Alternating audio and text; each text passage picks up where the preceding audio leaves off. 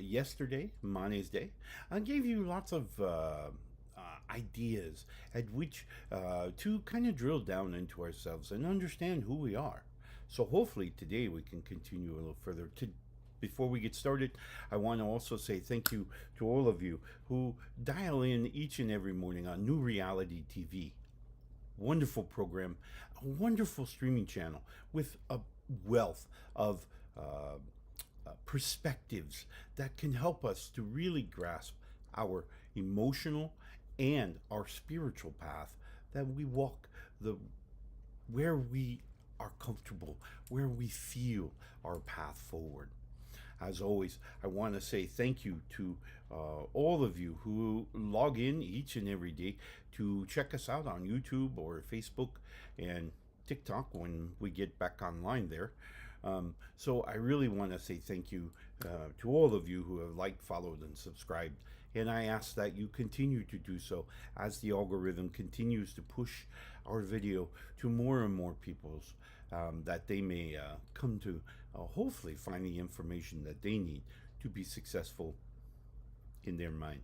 For those of you who have joined us on Facebook, you probably know we have the over there. We have the live chat, which you can ask a question or poise whatever, and let's get the conversation started about our mental health, because it's so critical today in this modern day that we have a way forward to a better mental space. And for those of you who haven't yet, have some extra coins laying around on your nightstand or on your coffee table there. By all means, feel free to drop them in our tip jar.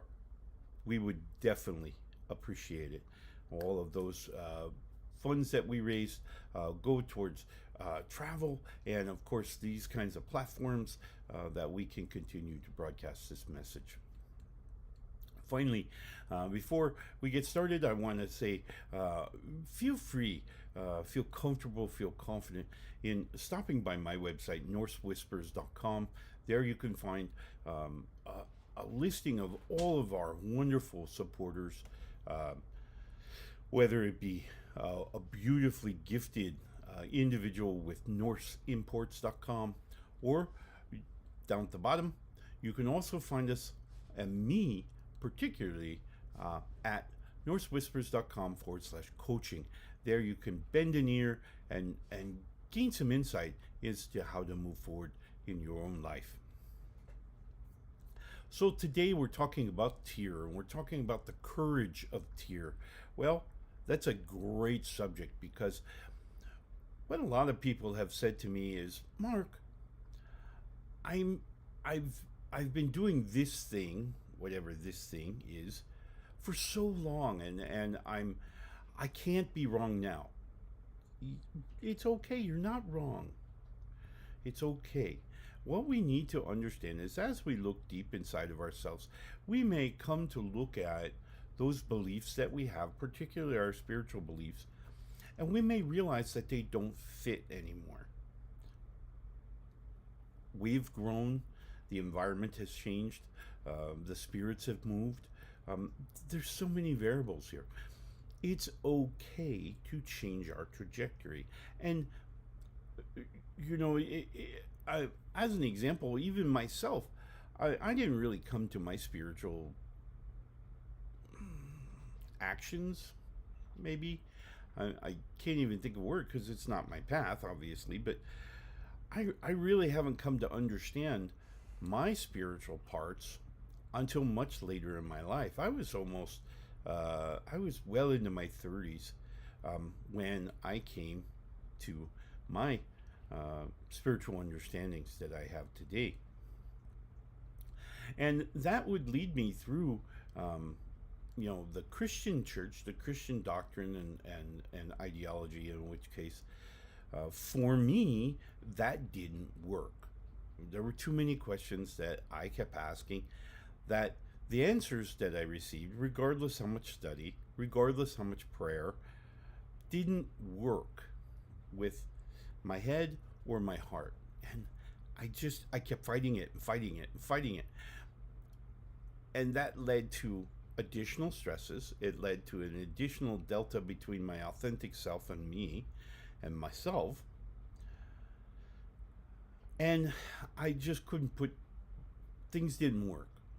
And I was, like I say, I was in my 30s by that time. And then my original discoveries, as I learned more about spirituality and how spirituality affected me every day, it led me to join the Christian church, to study, learn, grow, until I became an ordained minister with the Christian church. And then I started really studying. I started really laying down and just really digging down into those understandings. That would lead me to find what my heart was really telling me all along. And that was, I needed to change my trajectory. Now, it's not wrong, okay, when I say, well, that didn't fit for me. That's not to say I didn't learn anything, I didn't grow, I didn't come to understand that ideology doesn't work for me. It didn't make sense in my head, and it didn't feel right in my heart. So I began studying even more, looking into other understandings throughout time, and that's when I would discover my true, authentic path. My true, authentic path led me to understand the Norse understandings, which would lead further back in time to the Celtic understandings of what was then Southern Europe, Southwestern Europe, so the Iberian Peninsula. In my case, the Celts would then migrate east and then north a little into what is today Germany. Then they would migrate further north, arriving just short of the Elbe River in northern Germany, southern Denmark, and ultimately crossed the Elbe River into what was then the Cimbric Peninsula, but would become Denmark, of what we know, the Jutland of Denmark. Of course, my family comes from a Germanic tribe called the Danes, and the Danes would join up with migrating Celts from, as I mentioned, the Iberian Peninsula, who would be kind of pushed, for lack of a better word, into Germania, or the Germany we know today. And there they would hold off the Roman encroachment until finally my ancestors would migrate to the north part of the Jutland of what is today Denmark.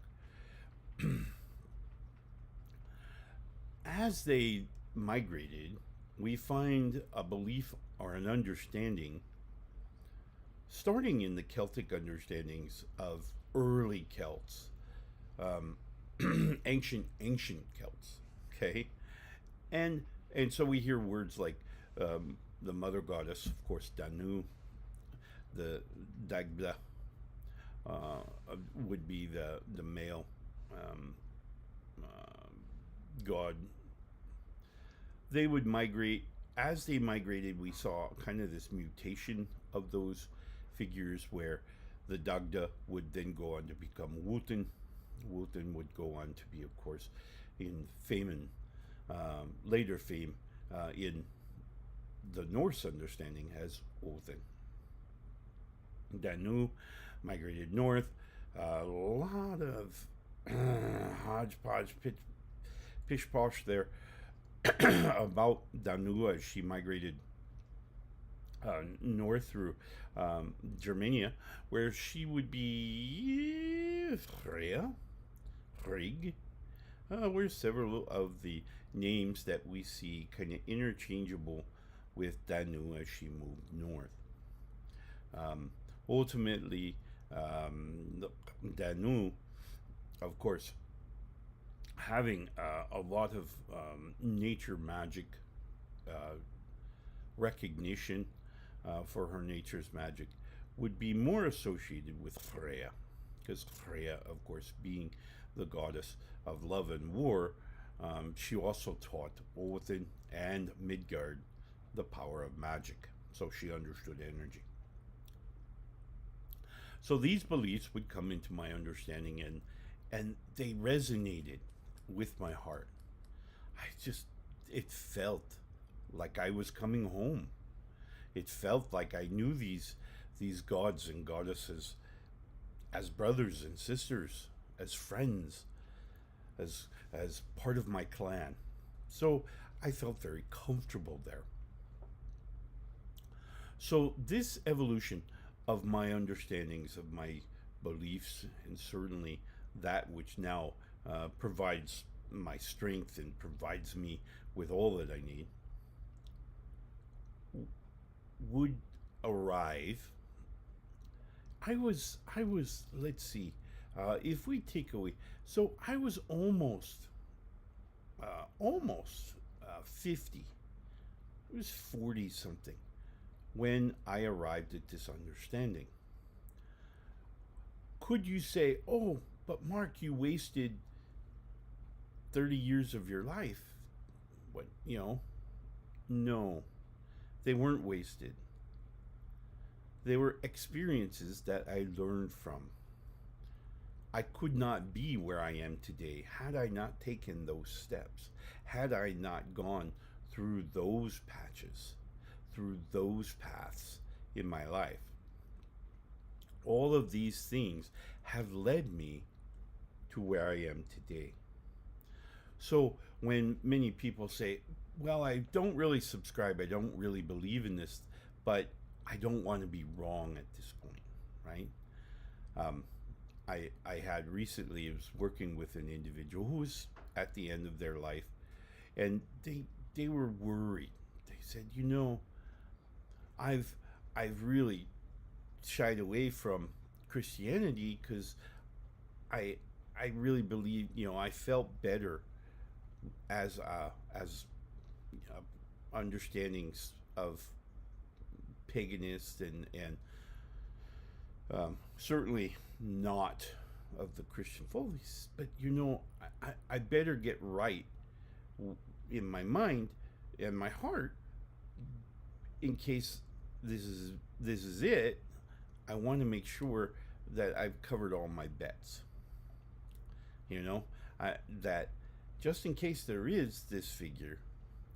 And I told him, I says, my friend, you can't live that way because as you transition from the physical to back to your spiritual form, you are going to have memories of this. You take with them you these memories, these experiences that you have here in the physical realm. You're going to take that with you. Matters not. Living authentically to who we are, believing in what we feel and what we think makes sense, those are life's lessons. Those are what make you you. The idea that we are wrong in doing something and believing in something is not really a thing. It's a step. It's a way to what we understand. Okay? So if one day we wake up and all of a sudden those things that we've believed in for so long all of a sudden don't make sense. Okay. What does make sense? What feels right? What makes sense? This is where we really embrace the courage of Tyr. Now, Tyr, for those of you who may not be versed in the legends and lore of the Norse, of course, Tyr was the one who reached his hand into the mouth of Fenrir, that Fenrir would accept being chained with this new chain that had been developed by the dwarves to be held in place so as to not create damage. Quit destroying Midgard. We'll put him aside, hook him up in chains, and there he will remain in chains until Ragnarok. And this is a parallel, or a parable, rather, to our lives, where our destructive forces, which, by the way, we have, all humans do, we can chain it, we can restrain it, and hold it until that moment when we need to bring it to bear, right? That moment when Ragnarok erupts, and now we are fighting for our lives and the future. So, it very much a parallel to our lives, right? So we can maintain this control. But Tyr represents the courage that it took him to reach into the mouth of Fenrir, knowing Fenrir was going to bite him. That's what Fenrir does, right? Knowing he was going to be bit, he was willing to reach his hand in the mouth that he may be chained to save all of the realms, right? And so he did, it did, and he lost his hand. But Tyr represents much more when we talk about courage. He represents justice and equality within ourselves, a balance obtained between the physical and the spiritual. So that's what he represents. Super, super important when we talk about our physical and mental health, right? Because the balance that we have between these two things is really what provides us with the proper amount of energies to support our life, to support our growth, to support us using our minds to continue to bring in more information, process it, and then categorize it in a meaningful way. Super important. Courage. Courage is willing to go when we're afraid, when fear may be present. When we look deep inside of ourselves at our beliefs and we understand that, well, I believe this and I believe that, and we look at it with a very critical eye, okay? So we're looking at this idea, this concept, this belief with a critical eye. How does it stand up? More importantly, when I'm thinking about this belief, how do I feel? And does the belief make sense? I mean, those are two very critical pieces, because we remember that those two pieces, thinking makes sense, feels right, is what constructs the aura around us that interfaces or in exchanges between the self and the spiritual realm, right? So our thought process, what we're thinking, and how our brain is working and how everything's going on, that's the body of the aura. That provides the clarity of the aura. Lots of things going on and just all kinds of craziness up here. Our aura is very cloudy and it's hard to pass energy back and forth. We become more focused on the physical. Why? Because we can't get signaling to and from the spiritual realm. So we become more physically orientated. We become more focused on our sensory input, what's going on, because again, we're not getting any sensory, we're not getting any spiritual feedback. Okay. Same thing with when we're heavy emotion. Our emotions are really high, and our frequency on our border of the aura is super high. It makes it more difficult for energy to cross over into our aura. People, places, and things, and certainly gifts of energy from the deities becomes more challenging. These are very critical parts of our lives, of the way that we will grow, we exist, we learn, we love, we move from birth to death. That process between birth and death is a dash that you control. The fates should have no control over you. You should manage this time from birth to death the way you see fit, the way you want to learn, the way you want to be. These so important that we accept responsibility and accountability for the dash. Birth year, dash, death year.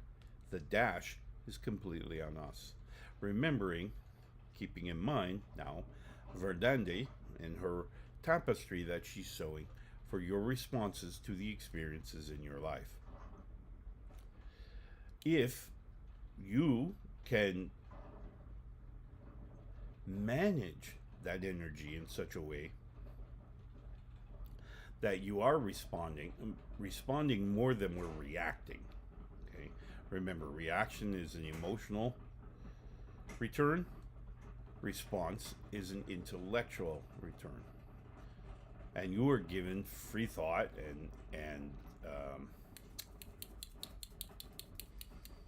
and really the collecting of your thought process that's unique to you. And you're given that for a reason. You're going to accept energy throughout your lifetime. You're going to process this energy, and you're going to make some wisdom, both intellectual and emotional. Because again, two parts of the aura, right? So we're managing how what we think, what makes sense, how the intellect is organized, how it's interrelated, how it's cross-connected, how we can draw this information, right? That's what we're doing to our mind.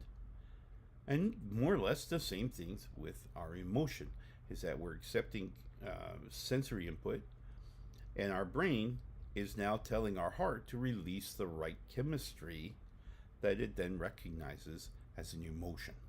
Okay? Super easy to understand. Now, again, what makes sense in your mind and what feels right in your heart? Those are the two deciding factors as to what we believe.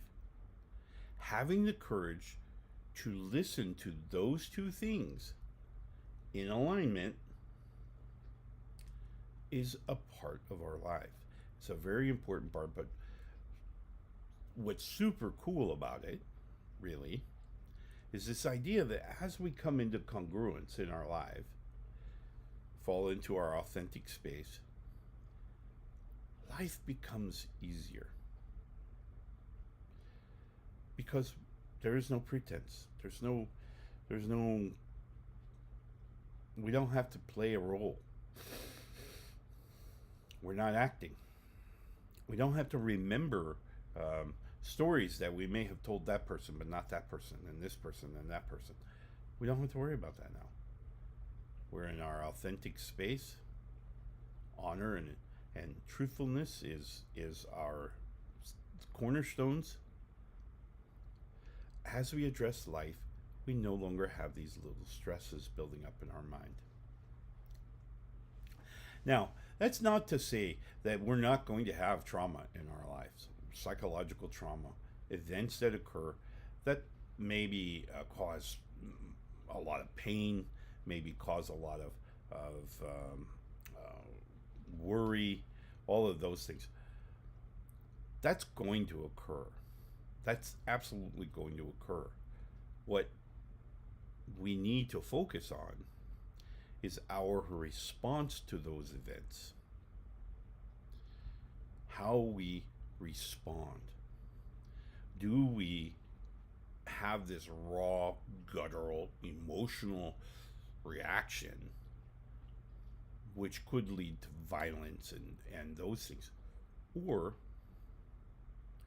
take a step back, kind of damper down the emotion a little bit, apply some cognitive space, some cognitive thinking, and respond accordingly. That is up to each of us. That's what we're here to learn. It's the difference between reaction and response. And that is why you're giving a physical form with a brain. If we didn't need those things for our eternal existence, you wouldn't need a physical brain. Your spiritual brain could handle it all and we'd be good. Your existence would be completely spiritual. Right?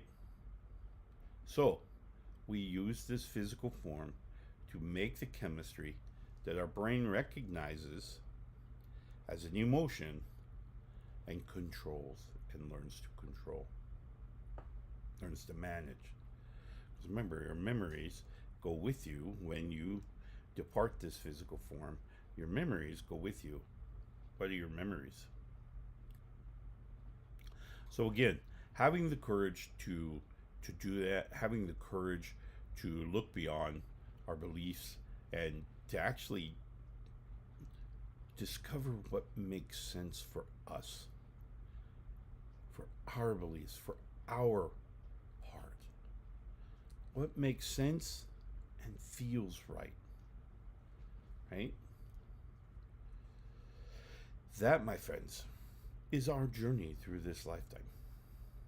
That right there. And tear represents the courage to look past, we've spent 20, 30 years believing in one thing that just doesn't seem to make sense anymore. It's okay to change. It's okay. It's okay to be monotheistic on Monday, polytheistic on Tuesday, agnostic on Wednesday, and so on and so forth. It's okay.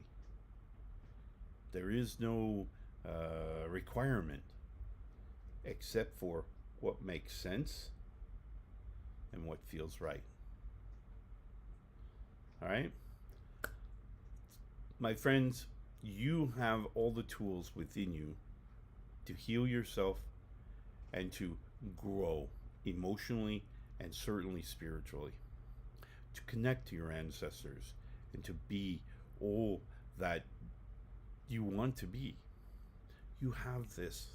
It's already inside. All you have to do is get all your own obstacles that you've placed. Get them out of the way. Let yourself grow. Let yourself know. All right? I wish you the very best Tears Day. I hope that this information has helped you in some way and help you to really embrace that spiritual understanding that feels right in your heart. Whatever that is, it matters not. What deity we call to